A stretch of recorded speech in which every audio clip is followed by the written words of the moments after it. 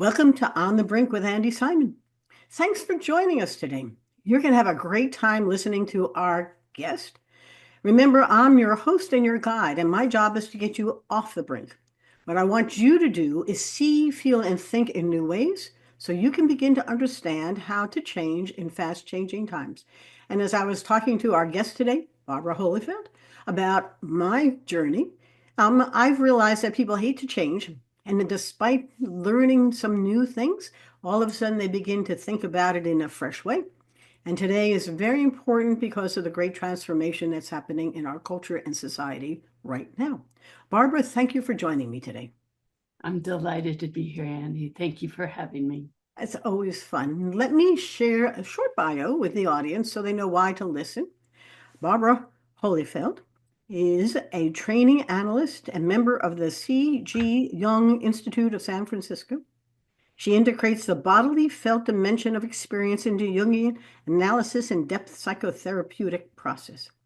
Having taught somatic psychology for 20 years at the California Institute of Integral Studies, certified in somatic experiencing, and an international teacher of authentic movement, a deep feeling for the body pulses through her work, and you're going to hear that today. Barbara has authored several articles exploring embodiment, trauma, and our participation with the dream of the earth. Her book, Being with the Body in Depth Psychotherapy, Development, Trauma, and Transformation in the Unspoken Realm, is available through Routledge this past November 2024. And so it's a newly published book on a great topic.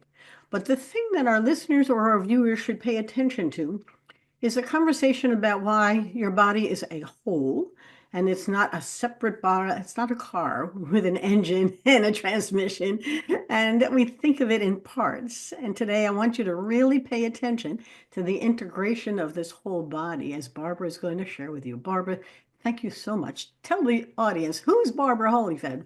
What is your journey all about, and how come we're talking today? Yeah, well, again, thank you for having me. Thank you for that introduction. So I'm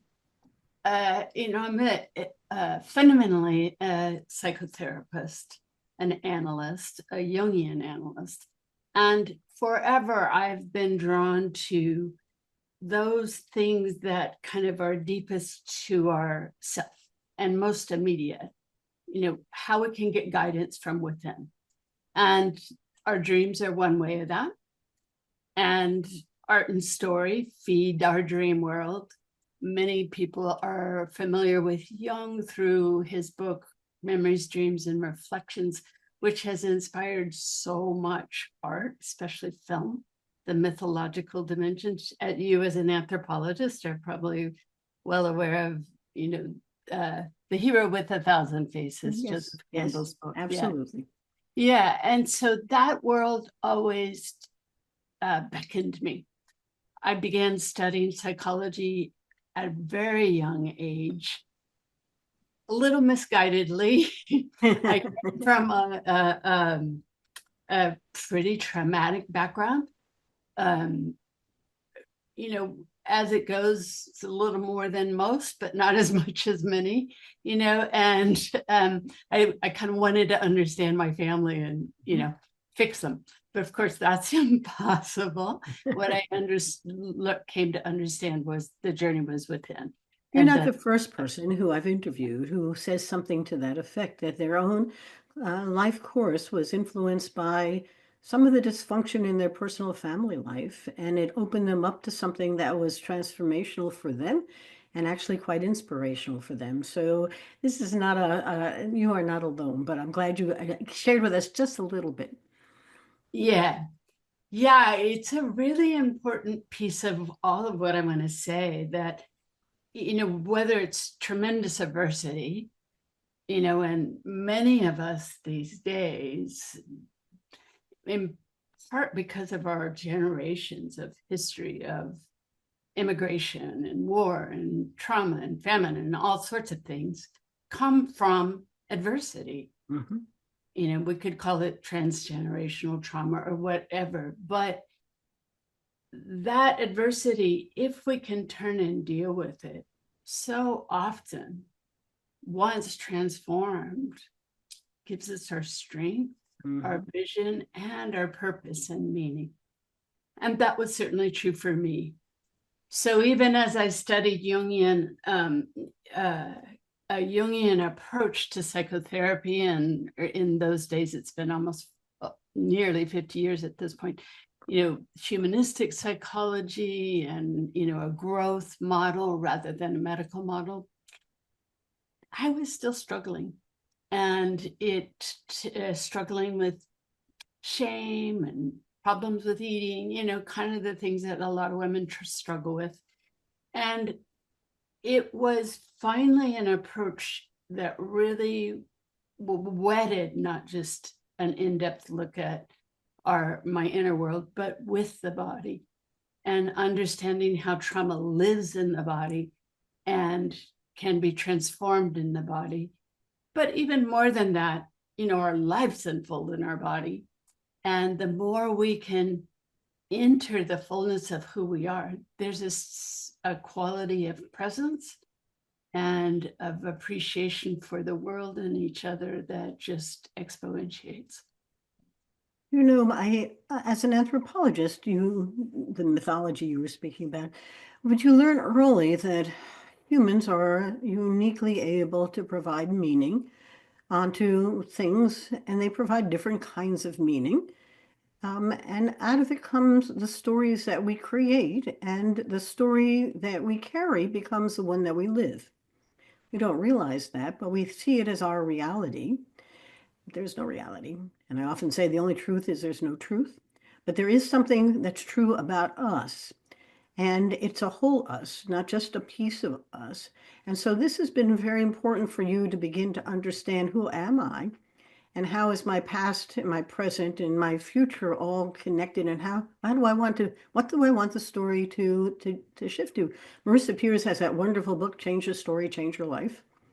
And I always love her video material because it helps my clients sometimes realize once you have a locked in story, it's really hard to see options to it and begin to reframe it. So this new book that you have written that just came about for a particular reason, I suspect. You've been doing this for a whole lifetime. Yes. And this book is extremely important in many ways. Share with our viewers or our listeners, why it was timely to have this book. What's the book about? And, how could it help them do the kind of transformational understanding that you've done? Well, there's multiple reasons, but, as a psychoanalyst, really, that field is fabulously thoughtful, really helpful with people who have really entrenched difficulties, and those who don't. But it has in most last couple of decades given a lot of thought to the body, but entering and being with the experience of the body has been left kind of, in the realm of another realm, more humanistic psychology. And I wanted to bring the two together. So that's one part, because they so complement each other. But even more important, not more importantly, it's all of equal importance, but I've heard you speak in the, listening to your podcast a little bit about talking about, maybe you didn't use these words, but the amygdala and fight, and flee, and how easily we're triggered into those kinds of states. And those are states that are based in trauma. We've learned that from the trauma studies of the recent decades. And it's one thing to think about it, and another thing to drop the story. Yes. And it come into your feeling body where those neurological responses live, and meet them and transform them. Because thinking about it, we can think all we want about changing the stories. Sometimes it's helpful, but what works best is to go in and through. Kind of like giving birth to anything. The only way out is through. Yes. And the problem when whether it's a little distress or a great distress, really, whether it's trauma or, I've been slighted by someone at work. They didn't understand what I was meaning, and their comment, just peeved me, and it's hard to get out of this mood. And, Yeah. Little distress. Our tendency is to either override it and say, oh, wasn't that big a deal? I'm just going to get on with my day. Or get caught up in the story about it, as you say, our worries about it, what it means, what they're thinking of us, what we think the world, blah, blah, blah. We want out of this job, quick. A little event turns into a huge life, an Yeah, altering moment, and it's all in the story. in the story. And so that notion of drop the story and come down into the feeling body or into your heart. And often that's kind of anti-instinctual. Instinctually we want to get away from pain. And so but also instinctually as humans, we have this capacity to reflect and to make choice. So that simple act of, okay, I'm feeling upset. Let me be with that. Yes. Just that simple act, and drop down into the body, it can help us be with the real feeling. Yes. The genuine feeling, not our story about it. Yes. Like, oh, I feel hurt. I was misunderstood. Not that big a deal. I'm listening to you and remembering the only time I went into psychoanalysis was after a horse rolled over on me and broke my back, my neck, and gave me a good concussion. Wow. And coming out of that, I mean, I really had memory loss and I had lots of trauma, physical, yes, but emotional, and yes. I had panic attacks and claustrophobia, and all of the physicality of it. Yeah. Was generating very difficult both relationships with my husband and with the whole world seemed to be fractured in a way that I couldn't make sense out of it. And I'm listening to you because it wasn't the brain that had to be understood through my heart or my body. It was the body that had to be understood through my brain, or yes. altogether it had to be changed. Yes. And I use that because I like a little illustration, because if you're saying yes, yes, that's the kind of thing that it's a whole body. It wasn't just a broken piece of it.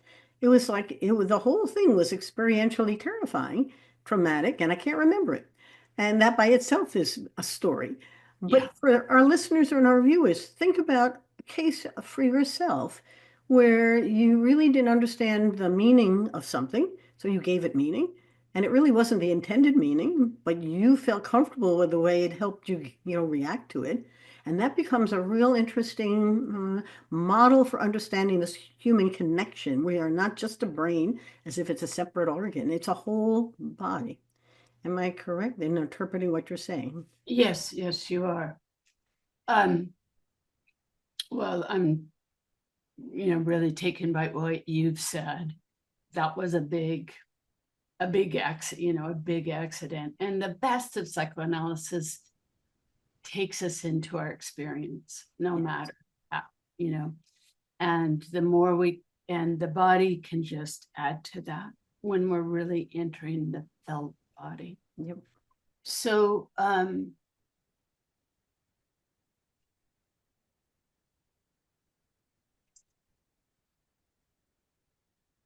you asked me about myself, and I think about my patients who I have some case studies about in the book. There's plenty of case studies so people can experience, get a feeling of it from the inside out. And there's also ways in that are, much more just everyday, not just about trauma. But yeah,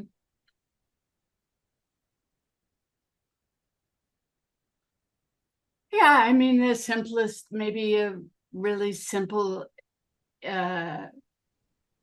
example would be that recently I was expecting a very good friend of mine who's also a professional, a physician, to give me a referral to a new doctor. And when that didn't happen, because of 1,000 things that were going on in her world, I easily felt I could, my first thing is to feel like, oh, she didn't care about me, and her expectation of how my expectation of what I would do isn't what hers is. Yes. And my first response, this is my own, is to withdraw. Yeah.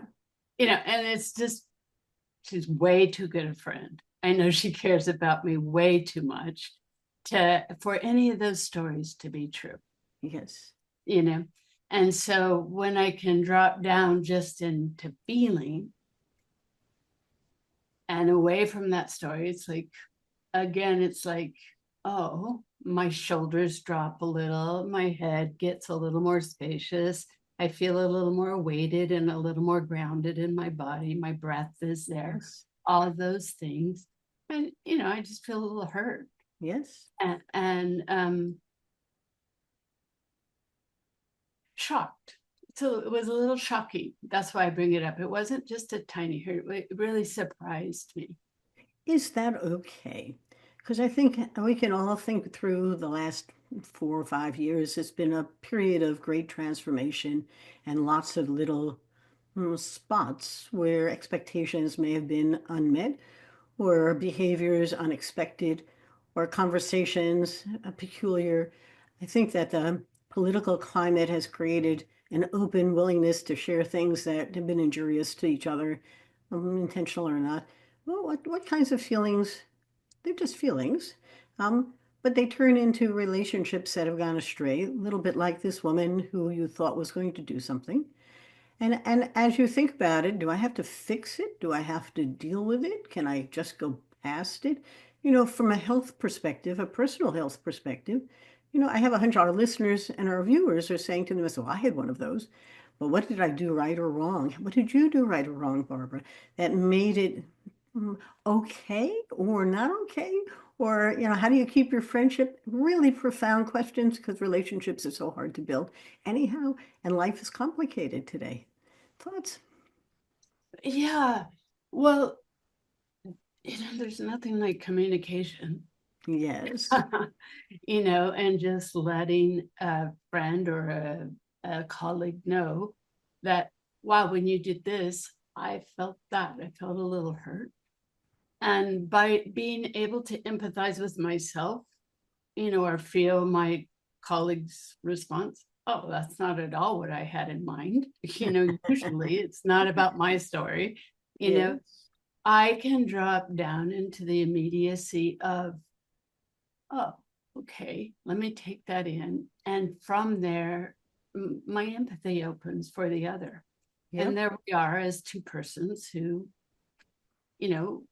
have good intentions, sometimes hurt each other, but it's not the end of the world. It's not that big a Yes. deal. We're both humans. Yes. And I do think that is extremely important during the changes that are coming. Part of your book is a transformation in the unspoken realm through development, trauma, and transformation. Do you come out a different person, transformed? Or how should people visualize that transition from a moment, which wasn't what was expected from someone who you cared about, perhaps, or not, to something that you change and come out different and with better skills or scope, or maybe less so, to deal with it in the future? A little bit about the transformational part. I'm interpreting that correctly? Sure, sure. Yeah. And it's always good to take these little incidences, because the more we can be with little things or things one bit at a time, the easier it is to address something that's really hard. Yes. It's the kind of part of working with trauma is to titrate and go one bit at a time, because when things are really hard, it's usually was more than we could handle it to start with, and we don't want to deal with it all at once. Yep. So the transformation is am I a different person? I'm a person that's centered in my whole self, not a part of myself and my story. And so from that whole self, I can trust myself and trust you or the other person, and things grow and build from there. And I deepen, and I'm a better, more connected person and more open to who I really am. Mm-hmm. Which from there, that's where vision and passion comes from. Yeah. Yeah. Tell me a little bit about how to think about this with I have grandkids and they're younger, and they're all maturing faster, and life is full of challenges and interesting opportunities, disappointments, um, expectations, managing others. They're learning on the job. The wisdom you might share with them and their parents to develop skills at coping and beginning to understand this whole body transformation that goes on so that it's not an event, but it does affect them in many ways. And I have a hunch their dreams are full of these goods and bads. High notes Yeah. and no. Go ahead. Nope, please. Your Mhm. turn. Yeah. So often when we feel we've done something off or we're troubled or, something's unresolved in us, that can transform in a story to either I'm bad Yes. or here's the way I'm going to get out of this, some grand vision of transformation that's kind of idealized, or over, grandiose or, just more than it's actually realistic. And young people often feel a lot of pressure, a lot of pressure to achieve or to make money or to get in the right relationship. And all that can be fine. But when it takes over, then it, and it's driving the person, um, it's imbalanced. Yeah. It's imbalanced, and it can kind of become haunting, and repetitive. And so to is the most simple act. I've heard you talk about mindfulness in your work, and to include a somatic aspect to that, so Mm. that when we pay attention to breathing, it's not just that we are breathing, but feeling the breath enter and go through us and settle down. It's just sort of like it's these little moments of pausing and turning inward towards oneself and creating that sense of presence that really allows, a more full body Yep. kind of way to address any problem. I'm thinking about young people I'm with, and that it's not always an easy turn. So I say that, but I know it's not easy, and so starting out with little bits, Yes. sometimes with the most little bits that are things we love, Yes. be it the sunrise in the morning or a piece of art or watching our kid, Yes. discover something, or our dog come, happily greet us every day. To feel that fully, to like not just think, oh, how wonderful, but to start to drop down in a daily practice way, like, oh, if I really relax myself and go down, my heart opens, I Yeah. start to feel my pelvis and my legs, and I'm feeling more grounded and actually more here with my kid and And more. those are not intuitive skills or experiences. So, I learned when I was doing um, I'm not a meditator. I like mindful. I don't know why, but you begin to think about how you feel it in your feet and up your Yeah. legs, and begin to think about the body feeling as opposed to just being. And you want to say something to me, but I like that. It takes me Yeah. away. Yes. I love that you say that because it helps me kind of keep narrowing down what I want to say. Sensations, to Yes. be with felt sensations is transformative. We Mhm. just so often turn towards thinking and visioning and thoughts I and know. changing our story, and to just be with felt sensation can include our whole being in anything we do. We often think of the brain as residing just in our head, but in fact, we have these three parallel dis, distributed processing networks in our body. One's in our head, one's in our heart, and one's in our gut. Yeah. The new cutting edge of neuroscience teaches us that. And Yes. it's actually our head brain was originally evolutionary, developed to support the other ones. That's correct. And the oldest Yeah, reptilian part of the brain, this is the feeling part. And they didn't have to analyze how to stay out of harm's way. They had to respond and move fast. And I that's think that's very important because loving evolution as I do, I mean, we are complicated critters. I mean, we added a whole layer on top of just surviving. That's right. And the more we override our, you know, that evolutionary basis by saying, oh, it's okay, or I can go on, or this is more interesting, or this idea will get me out of it, then the further we get away from the gifts of that, Yes. the sensory experience of connecting with someone you love or being in the world we love, it's part of our whole being. Yeah. And, whether it's our aesthetic appreciation of art or our vision of how to create the world we want, it's a whole organism that's here doing it. Barbara, I could talk to you for a long time. I have a hunch our listeners would love to know more, but we're about ready to wrap us up. Give the listener, the viewer, one, two, or three things they should remember, some takeaways, because I think it's important. They often remember the end better than the beginning.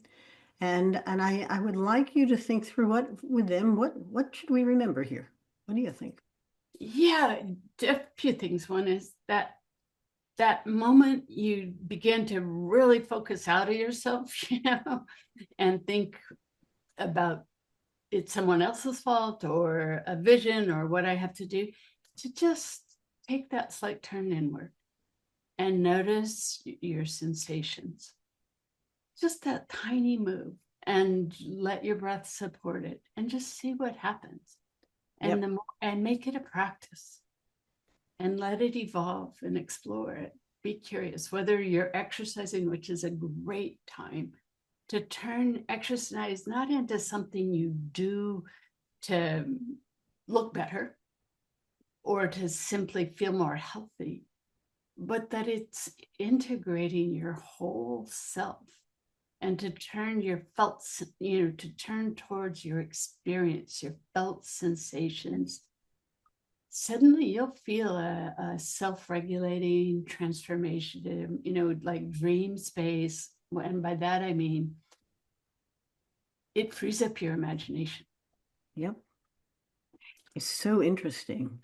And I think to your point, what we've begun to learn about this whole body is causing us to take a look at it and rethink how we do things. Our eyes are extraordinary appointment for making decisions. The brain comes in to give it a reason. It's not what you think. I used to teach a course on is your data talking to you? Can you hear it? Because everybody gets so caught up in the brain that they can't feel what the story is that it's telling you. And so these are interesting times, aren't they? Yeah, we all have our little bit of different way of speaking it. Yep. And yet I think we're getting all towards reclaiming something that as fabulous as our world has been, and that kind of the whole emphasis of learning about the world through parts, learning about our brain, learning about our heart, having these fabulous innovations in medicine and technology,